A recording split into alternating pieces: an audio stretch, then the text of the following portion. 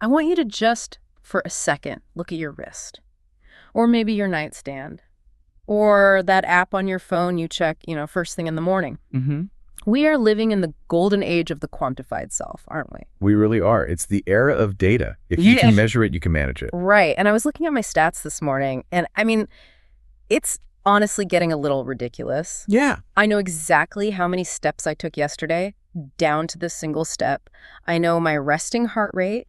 I even know how many minutes of REM sleep I got versus deep sleep. I have a whole dashboard for my existence. It's kind of comforting, though, in a way. It gives us a sense of control. It does, but here's where it gets interesting and honestly a little baffling. Okay. There is one bodily function, probably the single most critical one for keeping us alive, that we do, roughly 20,000 times a day. Every single day. And I realized this morning I have absolutely zero data on it. None. I am flying completely blind. You're talking about breathing. I'm talking about breathing. It's the fuel for every other metric we track, right? It powers the heart rate, it powers the movement, the sleep. Mm-hmm. Yet, unless something goes horribly wrong, we basically just ignore it. Why is that? Well, it's what some people call the invisible metric. The invisible metric. Yeah, because breathing is autonomic. Your body does it whether you think about it or not. We tend to take it for granted. We just assume that if we are breathing, we're breathing well. And that is a very dangerous assumption. And that is exactly what we are attacking today. We're looking at a stack of documents, press releases, and research for a new piece of tech called DOJO Air. That's pronounced like the martial arts studio dojo. Exactly. And looking at their materials, they are trying to do something pretty ambitious. They want to do for your lungs what, say, the Fitbit or the Apple Watch did for your heart rate. The core promise is to take the guesswork out of breathwork. It's a catchy line. It is, but the implications are actually quite profound. Yeah. We're talking about moving respiratory health from a subjective feeling like, oh, I feel a bit out of breath, to an objective, hard data point. Okay, so before we get into the gadget itself, which looks pretty sleek in the photos, I want to push back a little. Go for it. Because I'm a skeptic at heart. We have all these apps already, right? I have Calm. I have Headspace. They tell me to breathe in for 4, hold for 4, exhale for 4. Isn't that enough? Why do I need a piece of hardware to tell me how to breathe? That's the million-dollar question, isn't it? And to answer it, we have to distinguish between, let's call it guided breathing and measured breathing. Okay. The apps you're talking about, they're fantastic for timing. They're like a metronome for your lungs. But here's the catch. The app has no idea what your lungs are actually doing. It doesn't know if I'm cheating. It doesn't know if you're cheating, but more importantly, it doesn't know if you're struggling. Are you actually filling your lungs to capacity? Is your exhale consistent? Are you hyperventilating a little bit without realizing it? You could be sitting there following the app perfectly on time, but taking these shallow, inefficient breaths that aren't actually training your respiratory system at all.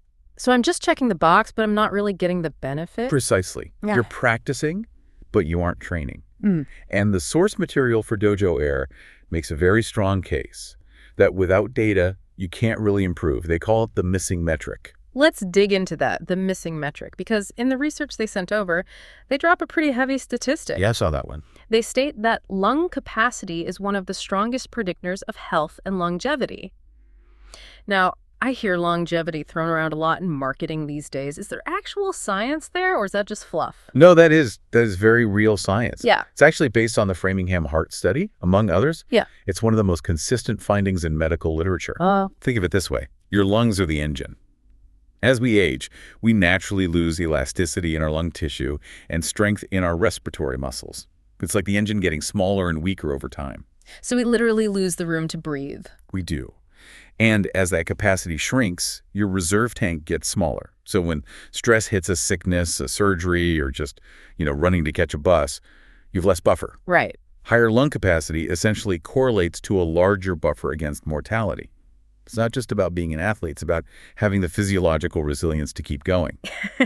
That really puts it in perspective. We obsess over cholesterol, blood pressure, but we rarely think, hey, how elastic are my lungs today? And that's the gap DOJO Air is trying to fill.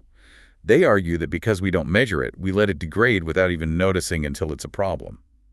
The goal here is to catch that decline and, actually reverse it. Okay, so the problem is real. We're breathing inefficiently. It's costing us long-term health. Now, let's talk about the solution. Unpacking the tech here, the sources call it clinical tech in your palm. This is where the hardware nerd in me gets excited. I thought you might. So break it down for us. What exactly are we holding? So the device is inspired by medical spirometry. If you've ever had asthma or a serious checkup at a hospital, you've probably used a spirometer. Right. It's a machine with a little turbine in it. You put your mouth on a tube, you blow as hard and fast as you can, and it measures the volume and flow of your air. I've done one of those. It's a big, clunky machine, and there's usually a nurse yelling at you to push, push, push, push. Yes, exactly. It is not a relaxing experience. And traditionally, those machines cost thousands of dollars. Right. What DOJO has apparently done, according to these specs, is miniaturize that sensor technology. They've packed a clinical-grade flow sensor into a handheld device that connects via Bluetooth to your phone. So it's a pocket spirometer. Essentially, yes. But measuring is only half the battle. A spirometer gives you a diagnosis. DOJO is trying to turn that measurement into a training tool. Right, because if I just measure my lung capacity and it says average, I'm probably just going to shrug and move on. How does this actually change behavior? And that's where the app comes in. The user experience they describe is all about real-time feedback.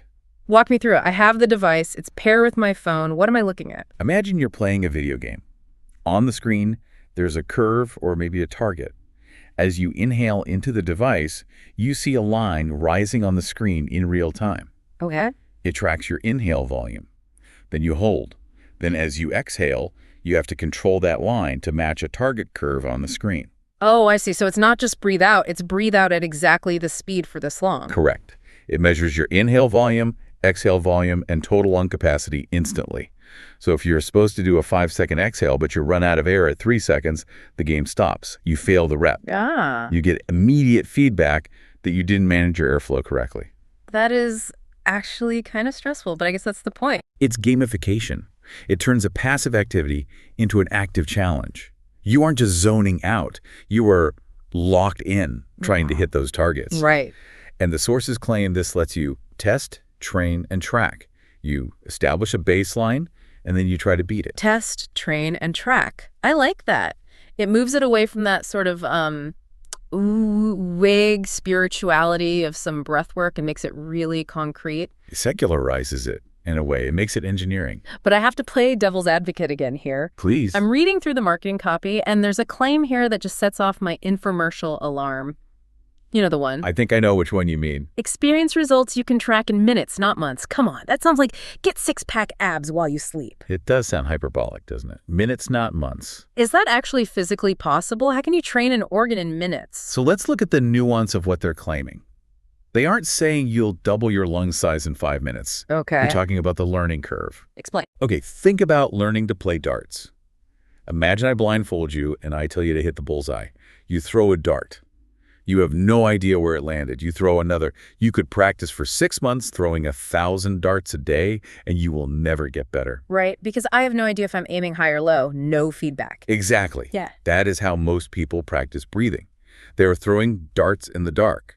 But with DOJO Air, it's like taking the blindfold off. Yeah. You take one breath, and the screen shows you. You only fill your lungs 60%. Boom. Next breath, you adjust. You try harder, you hit 80%. Because the minutes isn't about physiological transformation, it's about technique correction. Exactly right. You can correct a technical error in minutes with feedback that would take months to figure out, if ever, on your own. That feedback loop is what accelerates the result. It's just much more efficient. That makes perfect sense. It's the difference between swinging a golf club in your backyard versus going to a pro who films your swing and shows you exactly where your elbow is wrong. Yeah, perfect analogy. And once you get the technique right, then the physiological changes, the stronger diaphragm, the increased tolerance to carbon dioxide, they start to happen faster because you're finally doing the exercise correctly. Speaking of doing the exercise, who is this actually for? Good question. Because when I see respiratory training, I immediately picture an elite swimmer or a cyclist, you know, someone in spandex. And the sources definitely lean into that. They have a whole section on athletes. The slogan is stronger lungs, better performance. Sure. If you're a runner, oxygen is your fuel. If you can move more air with less effort, you go faster for longer. That's a no-brainer. But I'm not trained for the Tour de France. I'm mostly training for a marathon of Zoom meetings. Right. Is there anything here for me, or is this just overkill? Well, the documents actually list 3 distinct user profiles, and the professional is right there in the middle. Okay, sell me on it. Why does the desk jockey need a spirometer? 2 words. Sharper mind. I could use one of those. We've known for a long time there's a direct link between breathing and the nervous system. Slow, controlled breathing shifts you from a sympathetic state, that fight or flight stress response, to a parasympathetic state, rest and digest. Right, the relaxation response. Exactly. But here's the thing. When we're stressed at work, we tend to do something called email apnea. Have you heard of this? I think I do it. It's where you just stop breathing while you're reading an email. Yes. You hold your breath, or you take these shallow little sips of air. It spikes your CO2 levels and keeps your body in a low-level panic mode all day. Wow. So the pitch for the professional is that DOJO gives you a tool to actively reset that system.